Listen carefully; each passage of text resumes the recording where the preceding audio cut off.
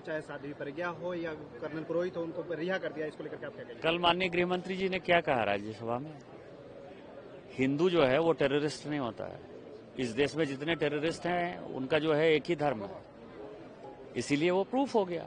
इतने दिनों से कांग्रेस ने जो है पूरा सैफरन टेररिज्म, राज्य की सरकार, केंद्र की सरकार, यही सब घटिया काम करती रही। आज दूध का दूध पानी का पानी हो गया और ये कांग्रेस को भुगतना पड़ेगा।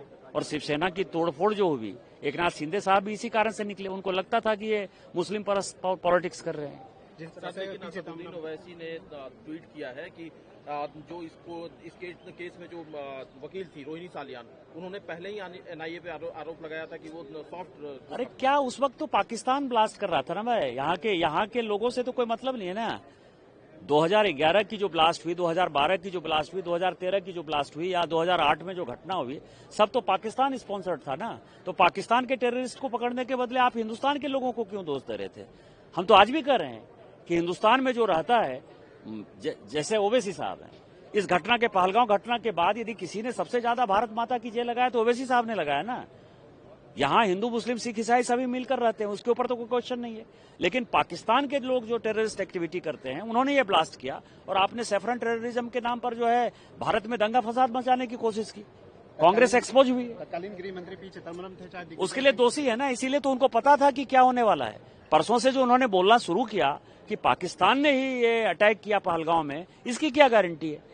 ये कांग्रेस की मानसिकता दिखाती है ना। हमको समझ में नहीं आता, हम खुश हों कि दुखी हूं, क्योंकि बहन हमारी दीदी प्रज्ञा, साध्वी प्रज्ञा मेरे बगल वाली सीट में वहीं बैठती थी पिछले सदन में।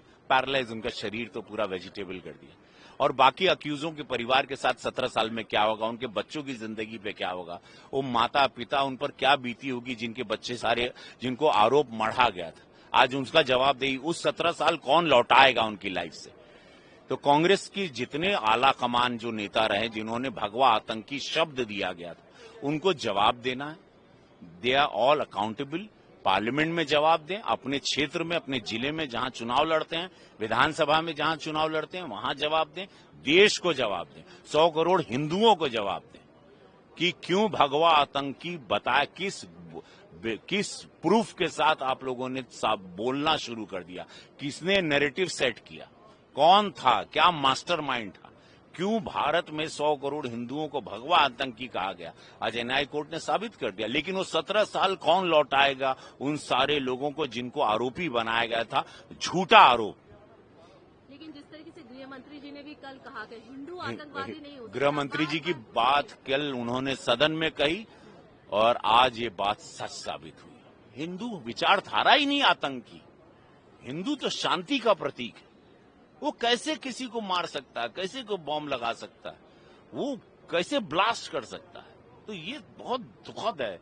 Unless and until, I don't know why they. But आपको लगता है सर कि भगवा आतंकवाद की जो थ्योरी लगातार गढ़ी जा रही थी, वो अब कम होगा? इतना बड़ा एक मैसेज आया नहीं, पहले तो पार्लियामेंट में इस पर जवाब मांगा जाएगा। पहले तो सदन में इन लोगों को जवाब देना है, then will talk, there will be definite. Of course हम पूरी, हमारी पार्टी मांगेगी, जरूर मांगेगी। इन लोगों से पूछा जाएगा कि आप जवाब दीजिए, क्यों भगवा आतंकी, क्या नैरेटिव, किसके बोलने पे ये साजिश रची गई?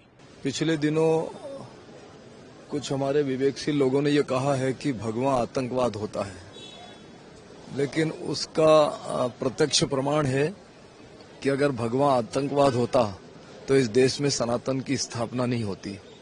और भगवा जो है वो अग्नि का प्रतीक तो है, लेकिन इस देश की आध्यात्मिक श्रद्धा, आस्था और सत्य, धर्म और अहिंसा का प्रतीक होता है।